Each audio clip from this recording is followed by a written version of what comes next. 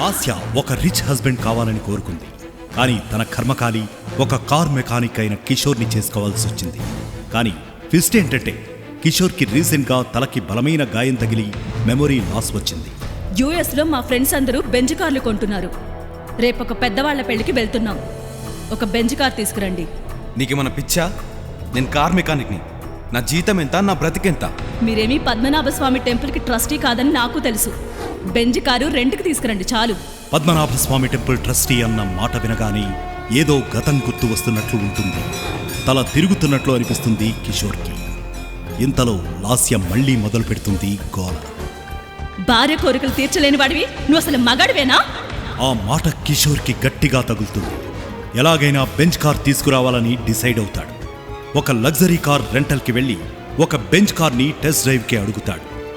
Next జరిగినది చూసి షోరూంలో అంతా హడలిపోతారు. కిషోర్ కార్తో ఒక పెద్ద అద్దాన్ని గుద్దేస్తాడు. కిషోర్ డ్రైవింగ్ కూడా మర్చిపోయాడని అప్పుడే తెలుస్తుంది. మేనేజర్ పరిగెట్టుకుంటూ వచ్చి, డ్రైవింగ్ కూడా రానివాడికి బెంచ్ కార్ కావాల్సి వచ్చిందా అని మేనేజర్ అరుస్తుంటే కిషోర్కి చెమటలు పడతాయి. పక్కనే ఉన్న ఒక రిచ్ బిజినెస్ మ్యాన్ జరిగిన డ్యామేజ్కి డబ్బులు కట్టి కిషోర్ని బయటికి తీసుకొస్తాడు.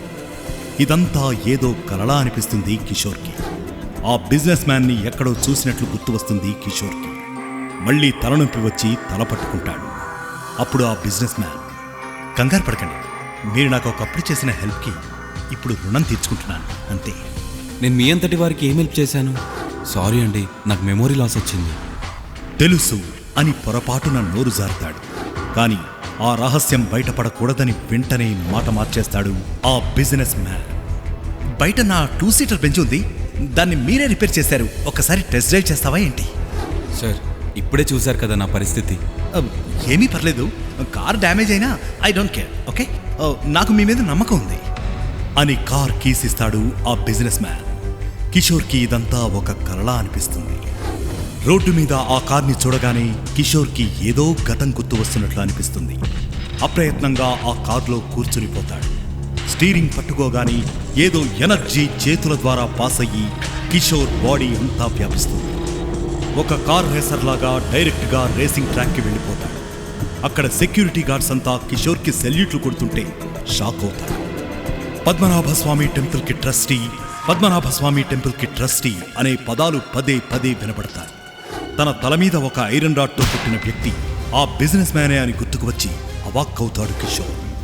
షోరూమ్ దగ్గరికి వెళ్ళి చూస్తే ఆ బిజినెస్ మ్యాన్ కనిపించాడు. ఇంటికి వెళ్తే లాస్య కూడా మాయమైపోతుంది. అసలు లాస్య నిజంగానే కిషోర్ భార్యేనా? ఆ బిజినెస్ మ్యాన్ ఇప్పుడు కిషోర్కి హెల్ప్ చేస్తున్నాడా లేక చంపడానికి చూస్తున్నాడా?